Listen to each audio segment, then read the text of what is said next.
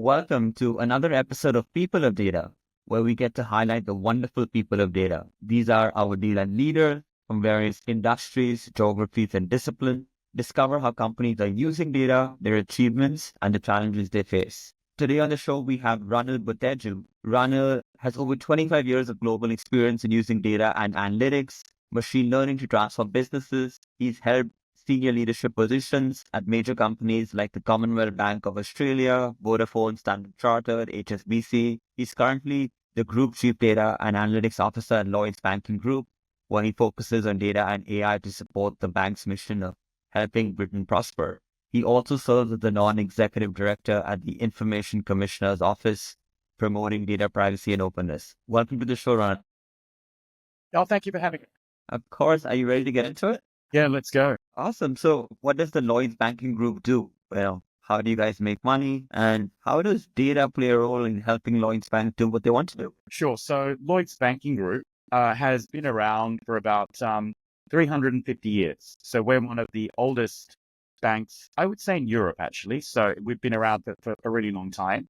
And it is a conglomeration of quite a few different brands. So Lloyds Banking Group covers Lloyds Bank. It includes Scottish Widows, which is one of the UK's largest insurance, investments, and pension funds. It includes the Bank of Scotland, which serves our customers in Scotland. Halifax Bank, which is a building society that is very strong in home loans. MBNA, which is a very strong cards retailer. There's a leasing business. There's a rental business. There's all sorts of wealth business. So it's a pretty major part of the UK economy.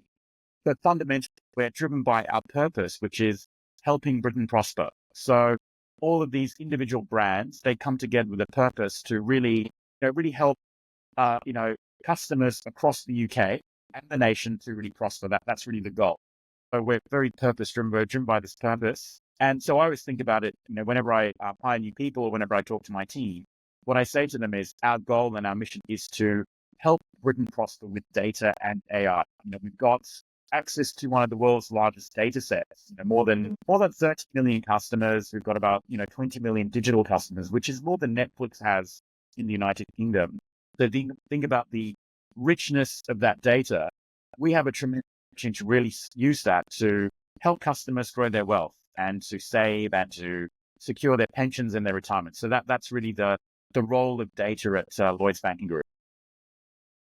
It's interesting because as a banking group, you use data on a day-to-day basis, right? You have, basic analytics, which sort of multiple of these subsidiaries are going to have this as part of the banking product or the loans product or the financial products. But you also have this entire sort of data and analytics for your internal teams and ML and all of these different functions. How do you think about the differences between data as a product versus the data and analytics function? And, very curious to know, how does that play a role with your business objectives? Sure. So look, the way that we think about data products, so we could be building data products directly for our customers. So they could be things that enable customers to understand their savings, understand their spend, understand kind of future recommendations. So there's a set of data products directly for customers. There's a set of data products that we build for our internal colleagues, right? So these are things like various knowledge management capabilities or data products that help engineers write code or translate code or create test cases, or data products that help people who work in the contact center go through call transcripts to do post-call reviews, training, or even things like knowledge management. So there's a whole set of data products for colleagues. And then we've also started to think about what could data products be that we build for other people that we would like to commercialize. So this is a new area. We haven't done much in that space, but that's really the third bucket. They're all equally important. So I would say that, the data products that we build for colleagues are as important as the one that we build for external clients. However, it's fair to say that there's a lot less risk, right? So when you think about some of the new technologies like generative AI, for example, we're doing a lot of use cases. Many of the data products that we're building are focused on internal colleagues because there's a lot less risk of things going wrong. I love that you have a purpose-driven culture around making Britain prosperous. What does this map back to into individual bits and pieces as you think about culture of the group, or is it largely driven by each subgroup? No, it's very consistent culture. So whether you're at Scottish Widows, whether you're at the Bank of Scotland, Halifax, it definitely does feel like Lloyd's. And the way that I describe it is it's built up over many hundreds of years. There is definitely much more of a community spirit. So our purpose, helping Britain prosper. This is not a top-down corporate affairs PR-driven thing. It's something that is pervasive across the organization. And what you'll find is individual branches do all sorts of activities to really help, for example, local charities, to help local communities. We do a lot of work in that space. One of the things that I get involved in, my team gets involved in, is quite a lot of work to really encourage, for example, students across the UK to really consider data careers, right? So we have lots of people in my team, lots of the data scientists who would speak very regularly at all sorts of schools and universities, colleges, apprentice groups, and really try and demystify what data is and try and get people from, disadvantaged backgrounds to really consider data as a career. So that's an example of something that we do in my space. But it's a very, I describe it as, I've worked at banks all over the world. Lloyd's has much more of it's a different feel. And I feel, it's very driven by our purpose. Most of the organizations I've worked at, the purpose is usually something like, let's be number one in market share in wealth management, or let's be number one in Asia. These are I describe them as, quite finite goals. Whereas I think with Lloyd's, helping British prosper, it's an infinite goal, right? It's something that is so always striving to achieve that. It's much more about leaving a legacy. And that has really impacted the overall culture in a very noticeable way. Yeah. And I love that answer. I love companies which have an underlying goal, which, unites, especially large companies which having multiple groups, such as Lloyd's. What is the culture like in your groups tend to be like? Yeah, we have people like yourself who've got a vast variety of experience. What legacy do you leave behind for the data group in general across Lloyd's? Absolutely right. So Lloyd's, as I said, it's been around for 350 years. We're in the middle of quite a significant transformation. I think it's been described as the world's largest transformation in financial services. Over the last few years, we've spent probably more than £3 or £4 billion investing in data and technology in the data space. So I've been at Lloyd's for about almost 3 years now. So I've been very much trying to transform how we think about data, not just within the data teams that are across the bank. So my biggest area of focus is to really cultivate within the team a growth mindset. So I want everyone to really think about what can they do to really transform and improve how we're using data and AI, and really move away from people who are, focused on risk and control and trying to keep the ship steady. Thinking about how they can use these technologies to really transform customer experiences, to transform colleague experiences, to really differentiate ourselves using this. So growth mindset is very much something that I'm trying to drive. The second aspect is really around curiosity. So I feel with data and AI type roles, you've got to be really curious. You've got to be really thinking all the time about how can you use these technologies to solve new problems that no one's thought about, that no one's asked for, right? So it's a very new area. People won't come to you and say, I have this problem, can you solve it with AI? The people that own those problems don't have the skills to do that. So what you need is a data team where people can actually look at a problem and spot, here is an opportunity to solve that using the tools that I have. So that curiosity is really important. And then the aspect of the culture I'm trying to really drive, not just through my teams, but across the bank, is continuous learning. So if I think about everything that I'm now dealing with, generative AI, large language models, foundation models, ethics related to a whole bunch of topics that we never had, hallucinations, none of this was on my plate 3 years ago. It's all stuff that we've had to learn. And if I think about 5 years ago, I wasn't really working on cloud, right? That again. So what it's meant though is over the course of my career, I had to continuously learn and get my skills updated. And so I feel really passionately that for anyone working in data and AI, it's less about what you know, it's more about how you can learn new things and deploy those. And so really trying to build a culture and really foster continuous learning. And really amazing to see, we now hire probably about 120 data graduates in the UK, and all of them, they graduate, they come and work for us, but immediately they start to learn new skills. They do all sorts of online courses. The younger generation of data science and data engineers are really embracing the concept of continuous learning. Talking about your data team, what does the data footprint look like? How big is Lloyds uh, as a holding group, and what is the data? How big are the data teams across the entire group? Lloyd's probably has about like 85,000, 90,000 colleagues, mainly in the UK, but we have about probably 3 or 4,000 colleagues in India now as well. So we built a technology center in Hyderabad. So we have probably about 4,000 people in data roles, and we've grouped them into a set of data job families, right? So I know with quite a lot of precision how many data scientists we have across the bank, how many data engineers, how many people in data management, data strategy, and also analytics and BI. So we've categorized people into all of those different jobs. So it's about 5,000 people, which is, does make us one of the biggest data teams in the UK. And what we also know is for each of those job families, we've also assessed people's skills. So we know exactly what competencies they have. And we're now focused on ensuring that everyone has very individualized learning plans that we're continuously helping colleagues upskill as well. So it's a pretty good footprint. We're upskilling people as well. And we're also hiring, we've scaled our graduate programs. It'll be about 120 data graduates a year now for a market, from this year. Wow, if there's one piece of advice to somebody listening in who is super excited about the culture you've created and the work Lloyds is doing, what is one piece of advice you would give them in building a career at Lloyds? Look, what I'd say is, I think the whole concept of being curious and continuous learning and growth mindset. So what I would say is always try and assess yourself against those three characteristics. More and more people are starting to really understand that those are the three drivers that really predict success. So if someone at university, try and think about the things that you can do to demonstrate that you have a growth mindset, right? So whether it's, organizing hackathons or organizing all sorts of activities for your fellow data scientists and data engineers, try and demonstrate how you've learned new skills that you didn't have to, right? So anything that demonstrates a real passion for continuous learning. And then also curiosity, right? So think about how can you demonstrate you've been really curious about something, you've then found out about it, and tried to solve a problem. So I think those are three things that I would really focus on.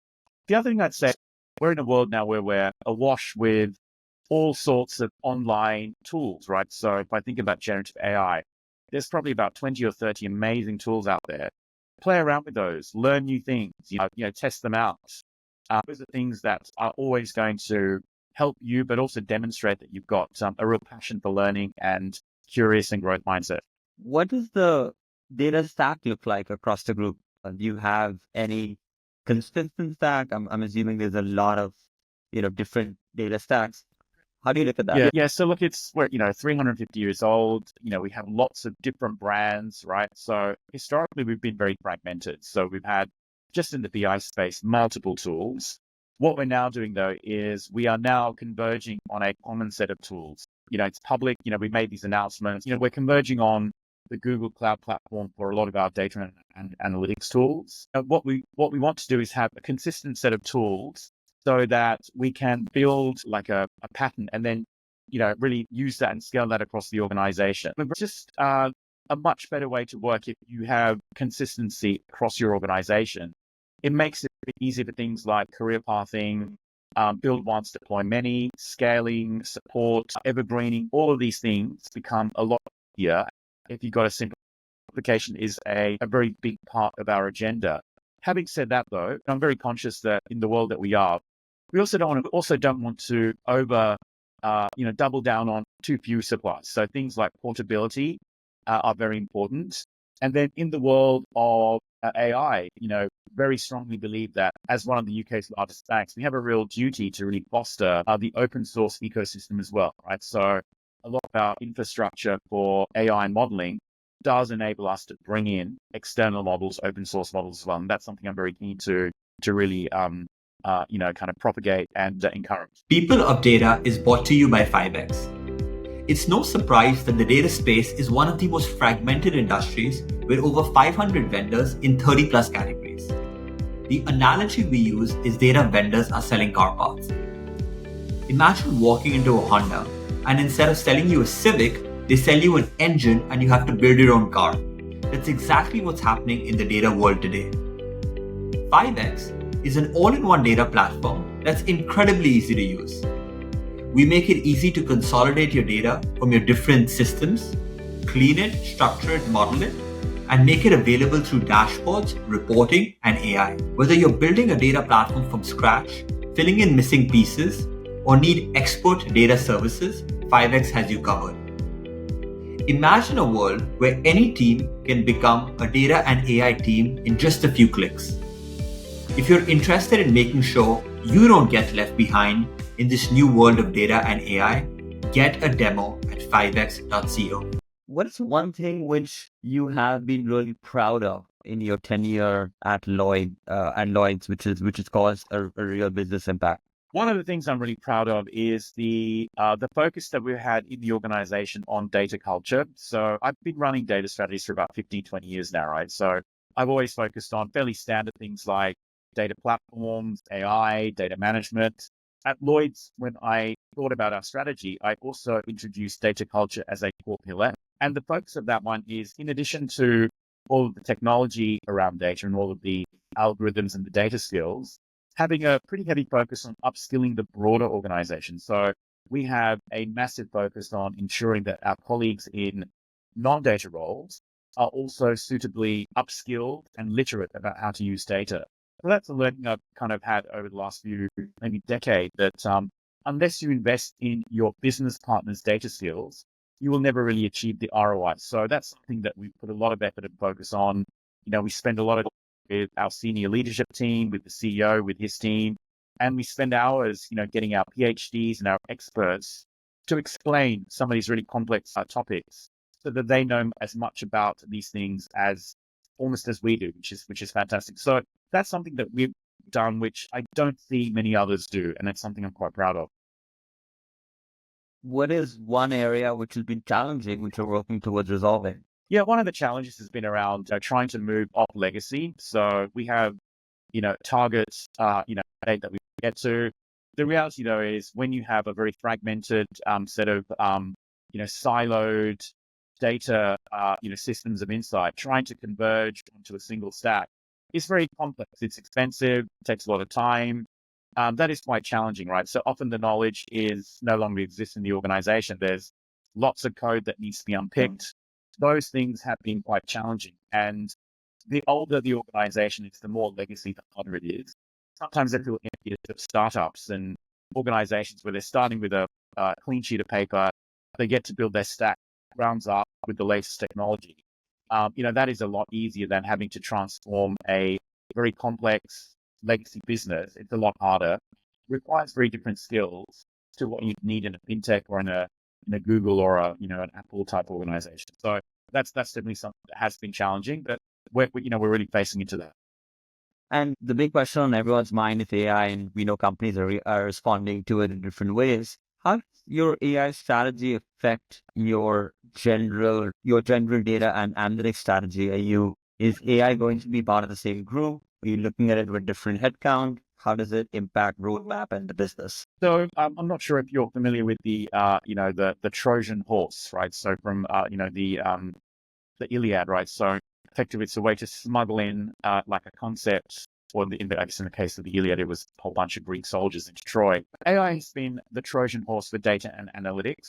I've been in this space for 25 years, and to be honest, data has always been something that CEOs and boards have been interested in, but almost like a bit of a hobby. They wanted to talk about it, they were interested, but it was seen as a super interesting hobby. What's happened with generative AI and AI in particular over the last 2 or 3 years is now people really understand that this is a general purpose technology that will fundamentally transform society in the same way that electricity and steam has done. And so all of a sudden, the whole data agenda is now something that everyone takes very seriously. So for the first time in my career, I'm meeting our board on a very, very regular basis to talk about all sorts of data topics. So So to summarize, what I'd say is AI has made everything related to data super visible, important, and people are taking note. It needs to be very integrated with your broader data strategy. So basically, for you to do AI, your data needs to be organized. It needs to be in the right environments. You need to have the right tools. You need to have the right data cataloging, data products. You need to have the right access controls. So everything related to data is now even more important. My view is that, data and AI, these are really pervasive technologies. They won't be done by central teams. So at Lloyds, we have a centralized, decentralized model. So there are data and AI teams all over the bank. And then we also have a central set of central teams. We have high-end experts. You need to have both. But really, the reality is, if you fast forward to say 3 or 4 years, the way that we think about data and AI will be the same way that we think about typing, word processing. So if you rewind 30 years ago, there were people called typists, and there was a concept called a typing. If you wanted like a memo, you'd send it, you dictate and they type it. Now everyone does their own. Analytics and data will be the same, right? So most work will be self-serve, and everyone will need to do this, is my very strong view.